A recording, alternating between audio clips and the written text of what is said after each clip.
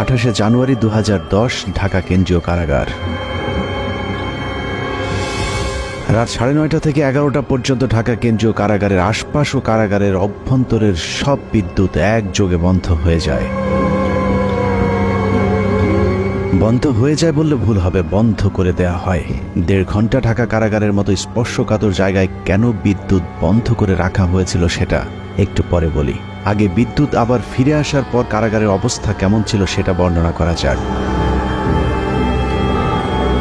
ঢাকা কেন্দ্রীয় কারাগারে ওই দিন কয়েদিদের সবার ভেতরে এমনিতেই কিছুটা অস্থিরতা কাজ করছিল, কারণ তারা জানতো জেলখানায় সেদিন 5 জনের ফাঁসি কার্যকর হতে যাচ্ছে।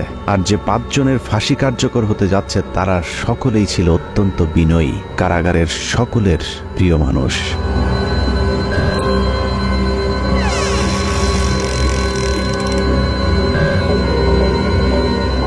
রাত 12:01 colonel Farooq Rahman, major AK Mohiuddin Ahmed artillery, Mohiuddin lancer ও সুলতান শাহরিয়ার রশিদ খানকে ফাঁসিতে ঝুলিয়ে হত্যা করা হয়। 4 জনকে ফাঁসি দেওয়া হলেও লাশের সংখ্যা ছিল মোট 5টি। ফাঁসি কার্যকরের পরদিন যথারীতি 5টি লাশ পাঠানো হয় যার যার গ্রামের বাড়িতে, কিন্তু একটি লাশের ক্ষেত্রে বিশেষ নিরাপত্তা ব্যবস্থা রাখা হয়েছিল, আর সেটাই হলো চুয়াডাঙ্গার সূর্য সন্তান মেজর বজলুল হুদার। মেজর বজলুল হুদার বাড়ি চুয়াডাঙ্গার হাটবোয়ালিয়া গ্রামে সেদিন র্যাব পুলিশের উপস্থিতি দেখে মনে হয়েছে আইন শৃঙ্খলা বাহিনী বোধহয় চুয়াডাঙ্গাবাসীর বিরুদ্ধে যুদ্ধের প্রস্তুতি নিচ্ছে। যুদ্ধের এই আয়োজন ছিল মূলত মেজর বজলুল হুদার মরদেহ যেন কেউ দেখতে না পারে সেটা নিশ্চিত করা। লাশ কেন দেখতে দেয়া যাবে না সেটা জানতে আমরা হাটবোয়ালিয়া গ্রামের মানুষের বক্তব্য শুনতে চেয়েছিলাম। বললু ভাইয়ের নাশ আসার সময় আমি আমার পটে যাবো, এর মধ্যে পুলিশি টল, শুধু টল পুলিশি যারা মোটিতে এমন হয় আসা যায় না। তারপর কিছুক্ষণ পরে শুনলাম ভাইয়ের নাশ আসছে ভোরের দিকে। প্রশাসনের লোক ছিল, ওনার লাশটা প্রথমে হাটবলে কেন্দ্রে হয়, প্রচুর লোক। এই অবস্থায় বাড়ির ভেতরে ঢুকতে দিয়েছিল না। আমার জানাজাত লাশটা ধোয়ার কথা, কিন্তু পুলিশের বাধার কারণে আমি লাশটা ধোয়াতে পারিনি। লাশ আসার পরে তার প্রশাসনের লোক যারা আসছিল লাশ নিয়ে, তারা যেখানে টাইম দিয়েছে তাকে দাফন করতে হবে। সে দেশের মানুষের জন্যই মনে করেন সবসময় ছিল, দেশের মানুষের পাশে থাকতো সবসময়। চুয়াডাঙ্গার মানুষের কাছে মেজর বজলুল হুদা ছিলেন এক আদর্শের প্রতীক, যে কারণে আইন শৃঙ্খলা বাহিনীর ব্যাপক উপস্থিতি আর জোর জবরদস্তির পরেও প্রিয় মানুষটিকে শেষবারের মতো একটু দেখতে চাওয়া মানুষের ঢল ছিল চোখে পড়বার মতো। আইন শৃঙ্খলা বাহিনীর নির্দেশনা ছিল 5 মিনিটের মধ্যে মেজর বজলুল হুদাকে দাফন করতে হবে, কিন্তু জনরোষের মুখে আইন শৃঙ্খলা বাহিনী পিছু হাঁটতে বাধ্য হয়। প্রিয় মুখটাকে গোসল না দিয়ে কিছুতেই চুয়াডাঙ্গার মানুষ তার দাফন করাতে চাননি। বাধ্য হয়ে প্রশাসন তাদেরকে আধা ঘন্টা সময় বেঁধে দিয়েছিল দাফন করবার জন্যে। 4টা-5টার দিকে আসলো, লোকজন নাই একেবারে, মানে সম্পূর্ণ একেবারে হলো কোনো মানুষজন ঢুকতে দিচ্ছে না। র্যাবের এক কর্মকর্তা আমাকে জিজ্ঞেস করলো কেমন উনি লোক ছিল। তো আমি তখন বললাম যে সে কেমন মানুষ ছিল এটা আপনারা কিছুক্ষণ পরে দেখতে পারবেন। তো বলি যে এত ভালো মানুষ, তাহলে এরকম একটা কাজ করলো কেন? তা বলছে যে কাজ করলে এই কারণে, সে তো নিজের জন্য করে না, সে তো দেশের জন্য করেছে। যারা 15ই আগস্টে ছিল তারা সবই মুক্তিযোদ্ধা, কেউ কোনো পাকিস্তানি ফেরত আর্মি না, সব মুক্তিযোদ্ধা। তারপরে লাশ আসলো, এত পরিমাণ লোক সরকারের নিয়ন্ত্রণে, সে লাশ এই এলাকার জনসাধারণ ছিনিয়ে নিল, এবং এত পরিমাণ লোক হয়েছে যেটা নজিরবিহীন একটা ঘটনা। পুলিশের আন্ডারে থাকবে না, আমরা আমাদের লাশ আমরা হলো আমাদের আন্ডারে হবে, দাফন হবে। পুলিশের আন্ডারে রাখতে চেয়েছিল কিনা? পুলিশের আন্ডারে তো না, সেগুলো পুলিশের আন্ডারে তো স্বাভাবিক নিয়ম, সেগুলো আমরা হলো সরকারি কাজ আমরা দাফন করি। তো আমরা বললাম যে না, দাফন ওইভাবে না, আমাদের পারিবারিকভাবে বা এলাকার মানুষের হলো দাফন হবে তার পেছনে। অর্থাৎ তারা তখন হলো দিতে বাধ্য হয়েছে। হাজার হাজার মানুষ চলে এসেছে মেজর বজলুল হুদাকে এক নজর দেখার জন্য। হাটবোয়ালিয়া বাজারে এত মানুষ এর আগে হয়তো কখনো কেউ দেখেনি। গোসলের অনুমতি দিচ্ছিল না। এই সময় আলমডাঙ্গা থানার যিনি ওসি ছিলেন, উনি খুবই খারাপ আচরণ করছিলেন। আমাদের তারা হুমকি দিচ্ছে, হ্যান ত্যান, র্যাব পুলিশ আইসে আমাদের বলছে না, লাশ তাড়াতাড়ি মাঠে। আর প্রশাসন খুব তাড়াতাড়ি করে চাপ দেয়, ধোয়া টোয়া এগুলা বাদ দিয়ে, গোসল টোসল বাদ দিয়ে দাফন করতে হবে এমন পুলিশের নির্দেশ ছিল, এবং সাথে ঢাকার থেকে টিমও আসছিল। ওই সময় প্রশাসনের ভূমিকা কেমন? প্রশাসন প্রথমে মার মুখে অবস্থায় ছিল, যখন সাধারণ মানুষ পাবলিক বলল যে ঠিক আছে আমরা লাশ না দেখে আমরা দাফন করব না, তখন লক্ষ লক্ষ মানে সাধারণ মানুষ চারিদিক থেকে আসার পরে তাদের চাপের কারণে তখন লাশ আমাদের কাছে দিতে বাধ্য হয়েছে। এই সময়ের মধ্যে অসংখ্য মানুষ মেজর বজলুল হুদাকে শেষবারের মতো একটু দেখতে ছুটে যান তার গ্রামের বাড়ি হাটবোয়ালিয়াতে।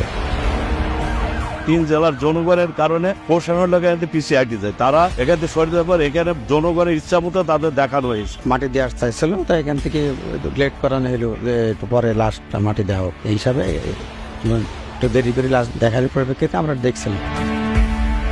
এতটুকু পর্যন্ত ঠিকই ছিল, কিন্তু মেজর বজলুল হুদাকে গোসল করাতে গিয়ে চুয়াডাঙ্গার মানুষ সাক্ষী হয়েছিল নৃশংসতম এক ঘটনার।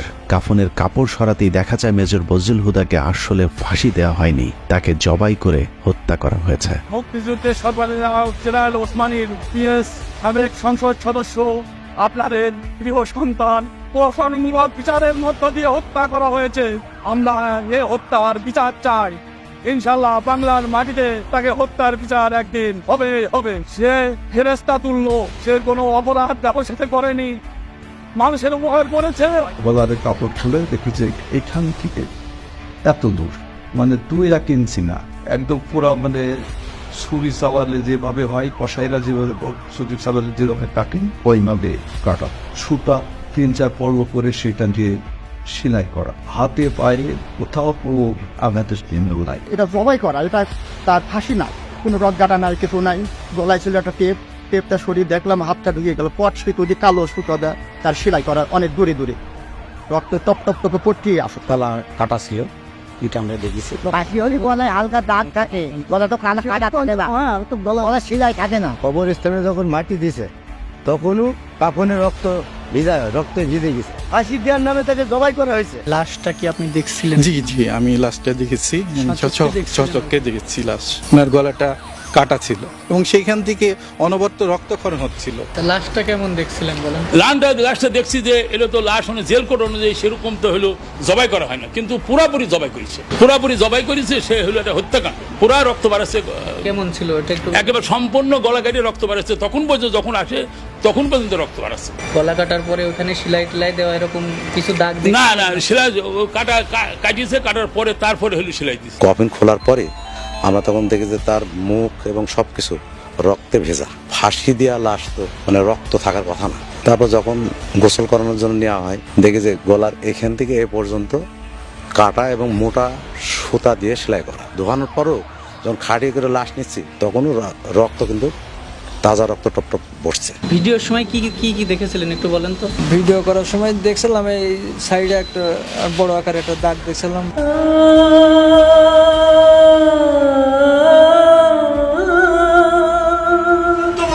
বুকে ব্যথা নিয়ে বেড়াচ্ছে আমার ভাইকে সিরিয়াল খুনি শেখ হাসিনা জেলখানায় ঢুকে নিজ হাতে জবাই করে হত্যা করেছিল। আমরা মনে করি যে এটা ফাঁসি দেওয়া হয়নি, শেখ হাসিনা হিংসাত্মকমূলকভাবে এবং প্রতিশোধমূলকভাবে সে জেল গেটে যে নিজে হাতে জবাই করেছে। এই হত্যাকাণ্ডের আমরা তীব্র নিন্দা জানাচ্ছি এবং এর বিচারের জন্য ব্যবস্থা করা হবে। বাংলার বীর সন্তান মেজর বজলুল হুদাকে কে কারা কিভাবে জবাই করেছিল সেটা জানতে হলে আবারও 18 তারিখ রাত 9:30 থেকে 11টা পর্যন্ত 1.5 ঘন্টার সেই সময়টাতে ফিরে যেতে হবে, যে সময়টুকুতে ঢাকা কেন্দ্রীয় কারাগার ও তার আশপাশের বিদ্যুৎ বন্ধ করে রাখা হয়েছিল। ওই রাতে ঢাকা কেন্দ্রীয় কারাগারে কয়েক ঘন্টায় যা ঘটেছিল তা হলিউডের হরর থ্রিলার মুভিকেও হার মানাবে। অনুসন্ধানে জানা যায় 2010 সালের 28শে জানুয়ারি রাত 9টার পরপরই জেলগেটের ভেতরে মোট 2টি কালো গ্লাসের গাড়ি প্রবেশ করে। ওই গাড়ির একটিতে এসএসএফ এর সদস্যদের সাথে শেখ হাসিনা এবং অপরটিতে জাহাঙ্গীর কবির নানক, ইসমাইল হোসেন সম্রাট, তৎকালীন ঢাকা বিশ্ববিদ্যালয়ের ছাত্রলীগের দুর্ধর্ষ ক্যাডার সিদ্দিক নাজমুল আলম ছিলেন। ধারণা করা হচ্ছে ওই রাতের অপারেশনের পুরস্কার হিসেবে পরের বছর 2011 সালে ছাত্রলীগের কেন্দ্রীয় সাধারণ সম্পাদকের পদে বসানো হয় নাজমুলকে। এছাড়া সম্রাট ও নানকদেরকেও দেয়া হয় গুরুত্বপূর্ণ দায়িত্ব।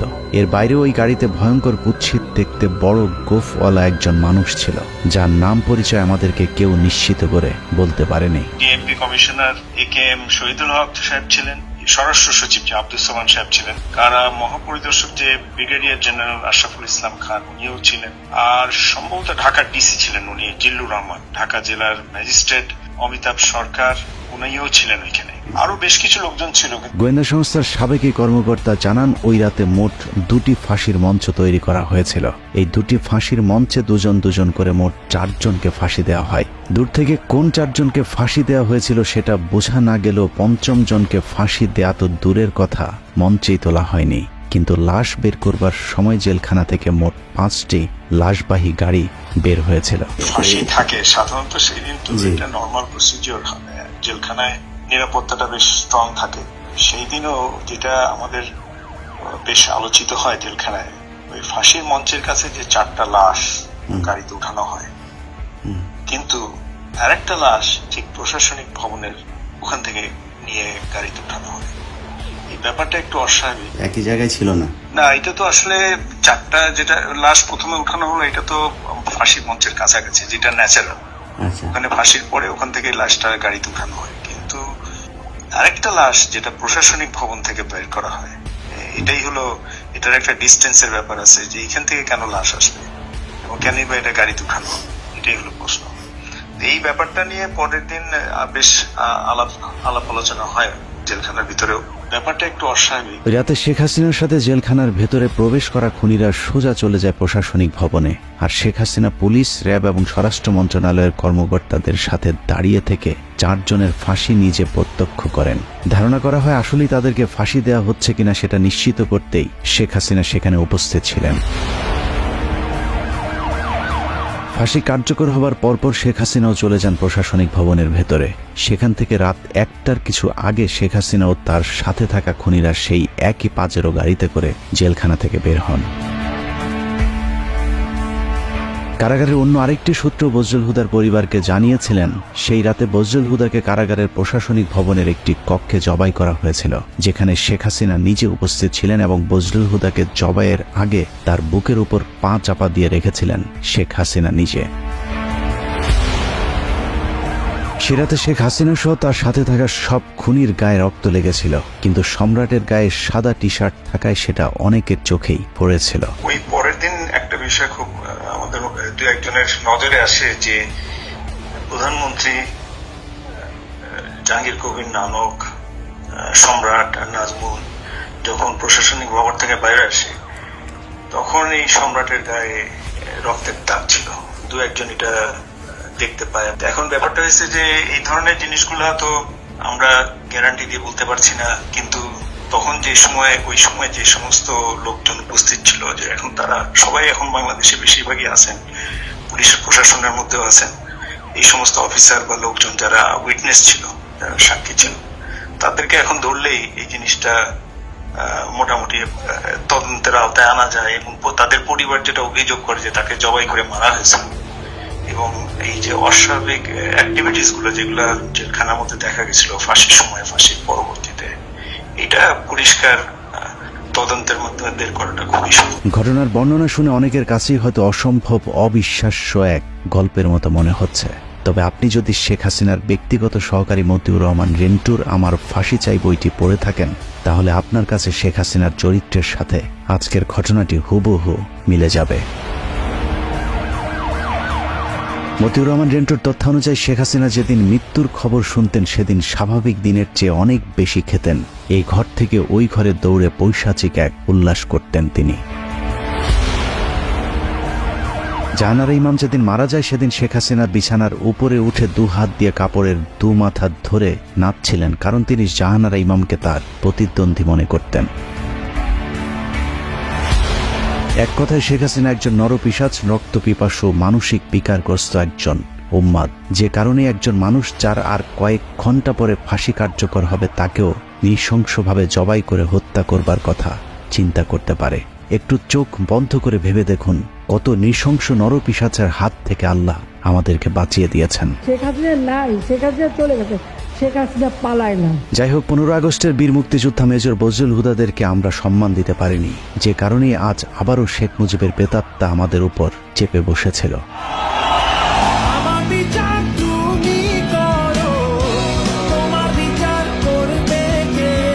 বাংলাদেশের মানুষ 2024 সালে শিক্ষার্থীদের হাত ধরে যেভাবে দুর্বিষহ এক দুঃশাসনের কবল থেকে বেঁচে উঠেছে, ঠিক একইভাবে 1975 সালে major Dalim, colonel Rashid, colonel ফারুকার, মেজর বজরুল হুদারা এক অত্যাচারী মাদকাসক্ত বাকশালীর হাত থেকে 7 কোটি বাঙালিকে স্বাধীনতা এনে দিয়েছিল।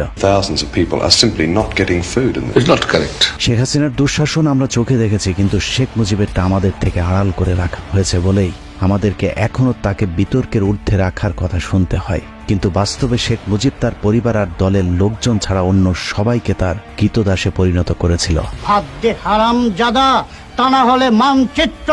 শেখ মুজিবের সময় কতটা অরাজক পরিস্থিতি ছিল তা মেজর বজরুল হুদার উইকিপিডিয়ার কয়েকটি লাইন পড়লেই পরিষ্কার হয়ে যাবে। মেজর বজরুল হুদা মেজর ডালিম আর তার স্ত্রী একটি বিয়ের অনুষ্ঠানে গিয়েছিলেন। সেখানে শেখ কামাল আর তার বখাটে বন্ধুরাও উপস্থিত ছিলেন। এদের মধ্যে সবচেয়ে উচ্ছৃঙ্খল ছিল গাজী গোলাম মোস্তফার ছেলে। গাজী গোলাম মোস্তফা ছিলেন শেখ মুজিবের সবচেয়ে আস্থাভাজন এবং ঢাকা মহানগর আওয়ামী লীগের সভাপতি। অত্যন্ত অসৎ প্রকৃতির এই লোকটিকে শেখ মুজিব রেড ক্রিসেন্টের চেয়ারম্যানের পদেও বসিয়েছিলেন, যিনি গরিব মানুষের চাল, তেল, কম্বল চুরি করে শেখ মুজিবের সাথে ভাগাভাগি করতেন।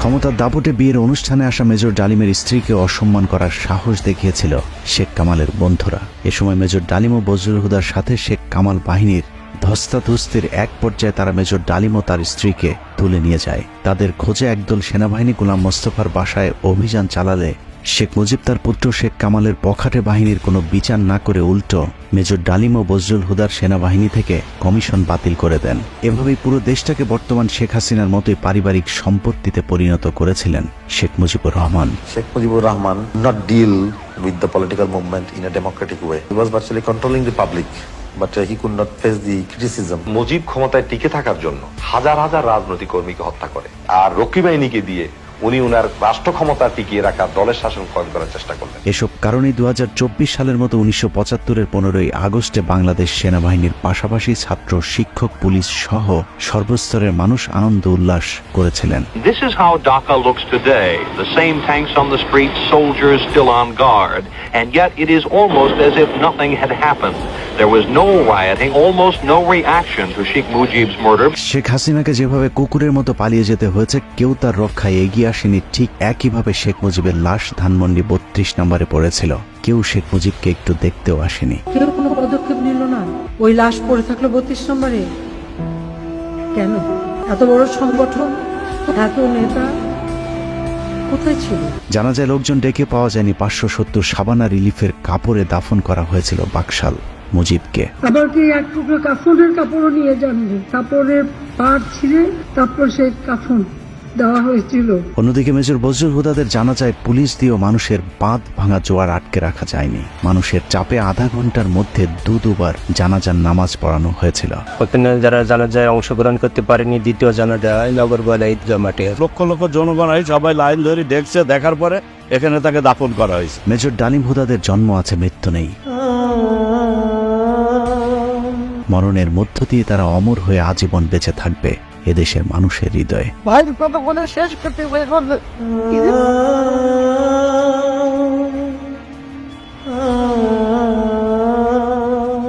যতবার মুজিব হাসিনাদের মতো নরপশুরা এদেশের মানুষকে শোষণ করতে চাইবে, ততবারই বজলুল হুদারা ফিরে আসবে আবু সাইদ কিংবা মুগ্ধ হয়ে। আমরা তোমাদের ভুলব না। আল্লাহ হাফেজ।